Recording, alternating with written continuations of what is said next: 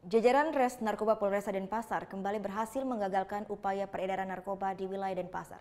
Nah, kali ini 1.000 butir pil koplo berhasil diamankan dari seorang tersangka.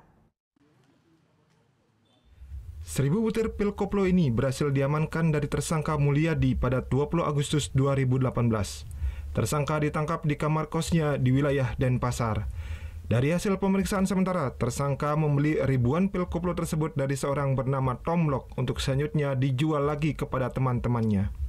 Memang dari mana barang itu berasal, yang bersangkutan menjelaskan bahwa dikenal lewat telepon kepada seseorang.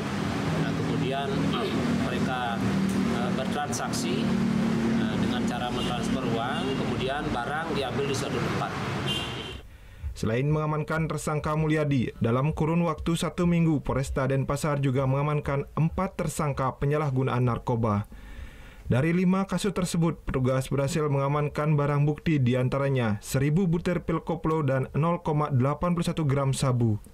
Kelima tersangka dijerat dengan pasal 112 dan 114 Undang-Undang tentang Narkotika dengan ancaman hukuman minimal 5 tahun dan maksimal 20 tahun penjara. Surya Sanjaya melaporkan untuk NET. Oh yang beneran? Iya, oke. Nah, udah kan nonton beritanya? Jangan lupa di-subscribe, di-like, dan juga di-komen ya akun YouTube dari Net Bali. Terima kasih udah subscribe. Yang belum, jangan sampai lupa. Di sebelah sini nih. Notif subscribe.